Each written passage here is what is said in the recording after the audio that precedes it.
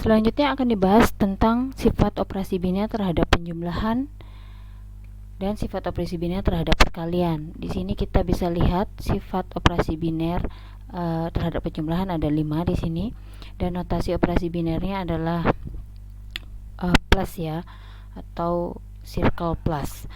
Jadi sifat yang pada operasi ini adalah tertutup, komutatif, asosiatif, adanya unsur satuan atau identitas, adanya unsur balikan atau inverse.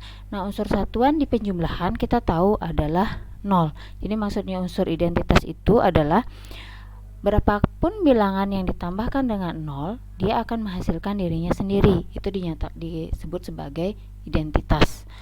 Kemudian sifat operasi biner terhadap perkalian sama seperti di sifat operasi biner terhadap penjumlahan.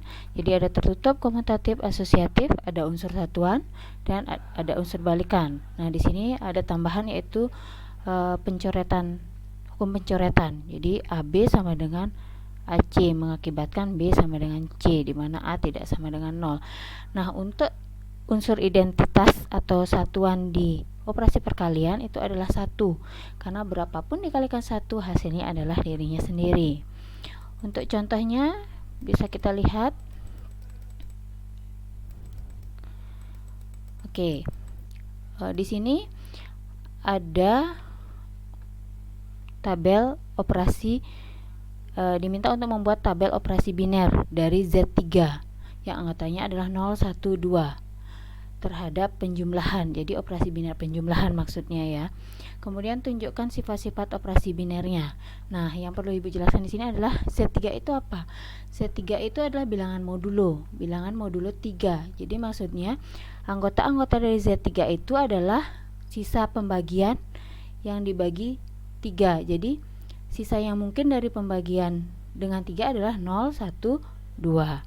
Nah, untuk menunjukkan sifat-sifat operasi biner dapat dilakukan dengan menyusun tabel Cayley seperti contoh sebelumnya. Jadi kita buat suatu tabel di sini. Anggotanya adalah 0, 1, 2. Operasinya adalah penjumlahan. Nah, di sini bisa kita lihat 0 ditambah 0 hasilnya 0. 0 tambah 1 hasilnya 1. 0 tambah 2 hasilnya 2. 1 tambah 0 hasilnya 1. 1 tambah 1 hasilnya 2.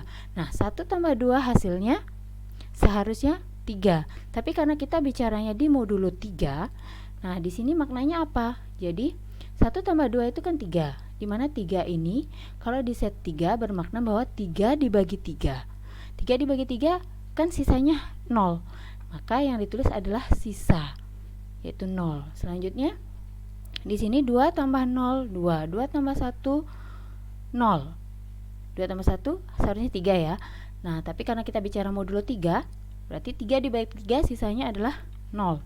2 tambah 2 harusnya 4. 4 di modulo 3 berarti 4 dibagi 3. 4 dibagi 3 berarti memiliki sisa 1. Nah, jadi itu makna dari modulo 3. Nah, ini definisi dari operasi binernya. Untuk sifat-sifatnya kita akan cek satu persatu, dimulai dari sifat tertutup. Sebenarnya dari tabel Cayley ini bisa kita lihat bahwa memenuhi sifat tertutup. Jadi setiap kita ambil bilangan A dan B, pasti hasilnya masih ada di Z3.